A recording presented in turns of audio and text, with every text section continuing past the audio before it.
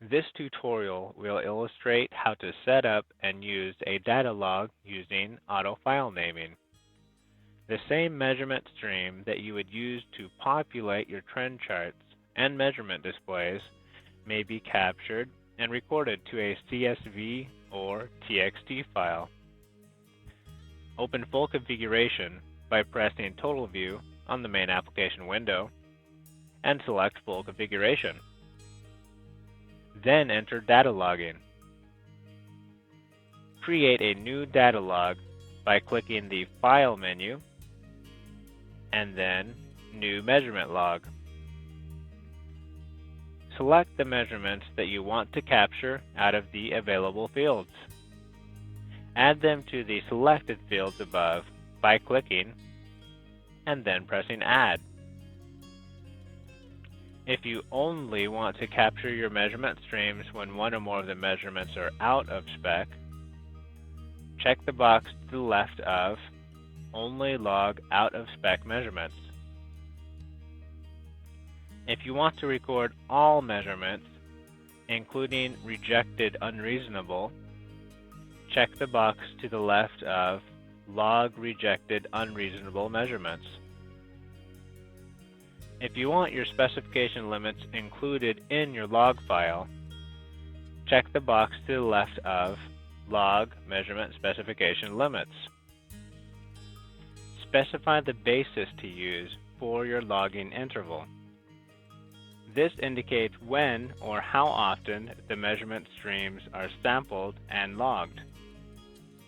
Options include an elapsed number of reported measurement values, elapsed seconds, action execution, elapsed encoder distance, or on digital input. If you want to record every reported measurement value continuously, select Measurement and type a 1 for the interval.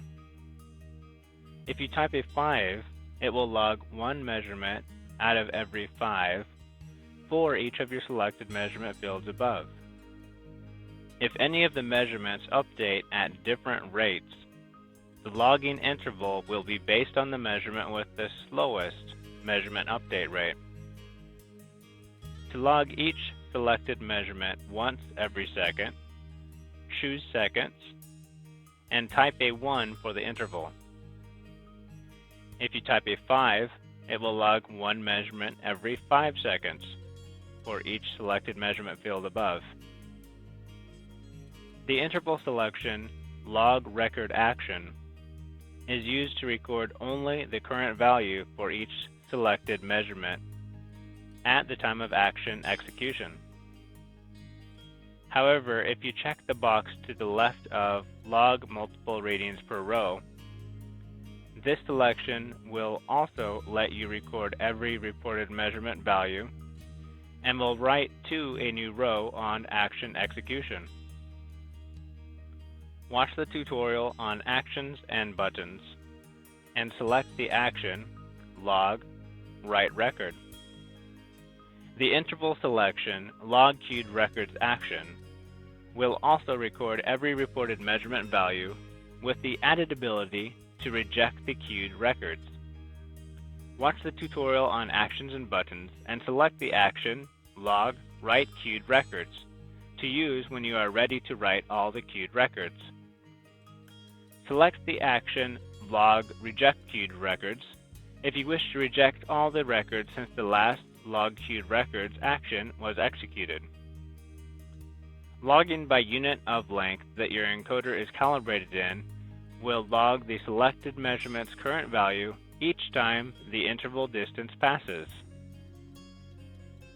If you select a digital input as your interval basis, the software will log the selected measurement's current value on each registered digital input.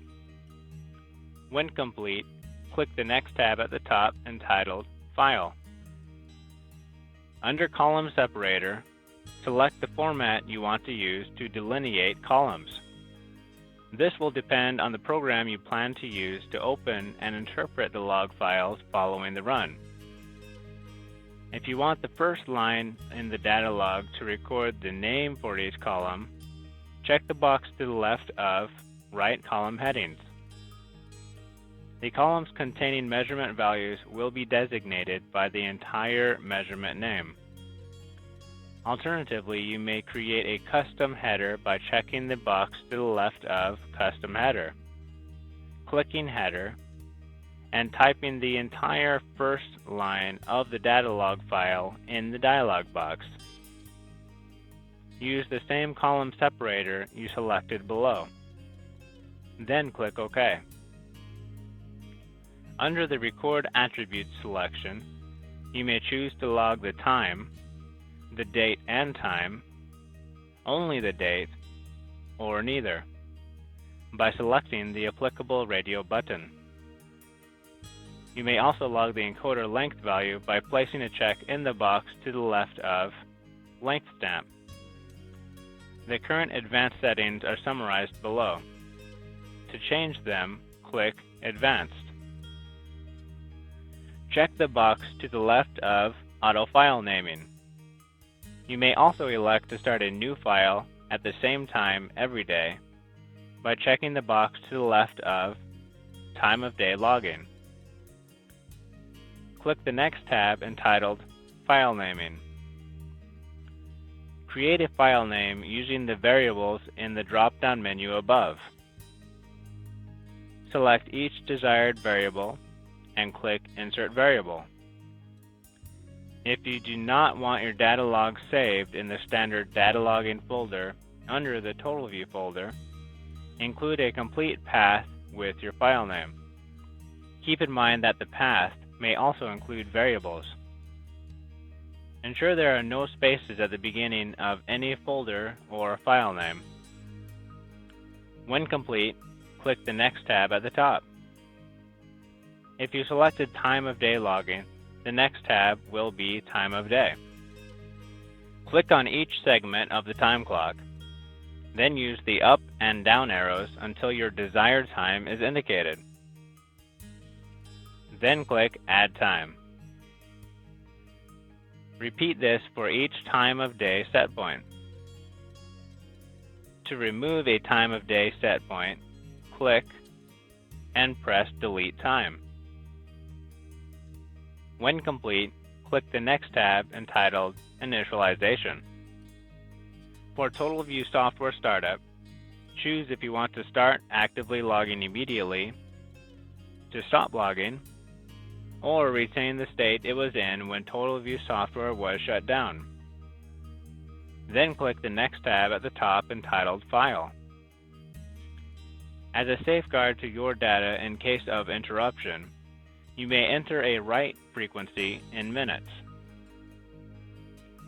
To increase the logging buffer to prevent data loss, check the box to the left of Enable High-Speed Logging.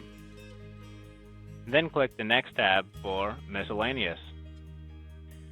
You may limit the maximum size of your log files with a maximum records entry.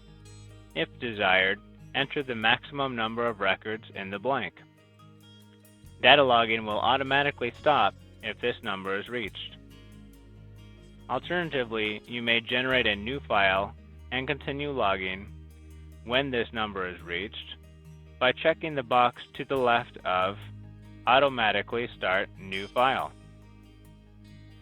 If you want the selected log to be overwritten instead of appended to when data logging is started, check the box to the left of Overwrite on Start.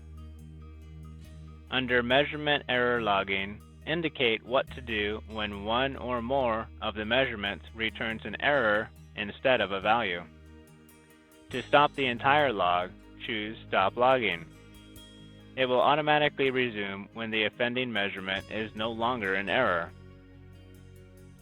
To log the error condition in place of the value for the offending measurements, such as too many or missing, choose Log Automatic Error Text. To leave the offending measurements blank, choose No Error Text.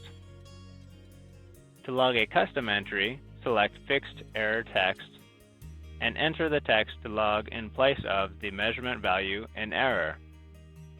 When complete, click OK.